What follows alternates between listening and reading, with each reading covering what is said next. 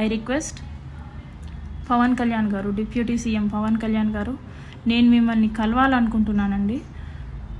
మీకు ఈ విషయం ఎంతవరకు చేరవేశారో, ఎంతవరకు చేరిందో, మీకు కంప్లీట్ విషయం తెలుసో తెలీదో, మీకు అంత టైం ఉందో లేదో నాకు తెలీదు.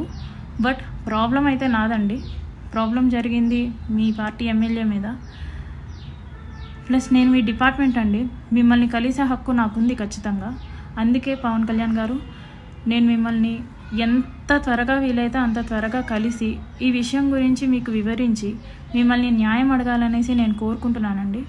దయచేసి ఈ వీడియోని పవన్ కళ్యాణ్ గారికి రీచ్ అయ్యేటట్టు స్ప్రెడ్ చేద్దాం. నా విషయంలో న్యాయం లేకపోతే నాకే శిక్ష పడుతుంది, అది నేను ఒప్పుకుంటాను. ఒకవేళ నా విషయంలో తప్పు నాదే అయితే నేను శిక్ష వేయించుకోవడానికి రెడీగానే ఉన్నాను.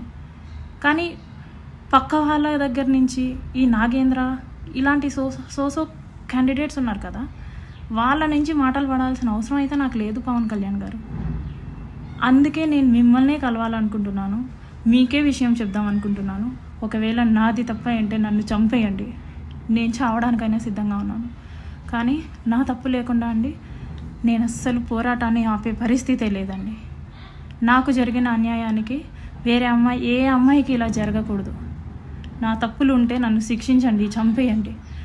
కానీ నా తప్పు లేకపోతే మాత్రం పవన్ కళ్యాణ్ గారు దయచేసి అడుగుతున్నాను, నాకు న్యాయం చేయండి. నేను మిమ్మల్ని కలవాలనుకుంటున్నాను, నాకు ఒక్క ఛాన్స్ ఇప్పించండి ప్లీజ్.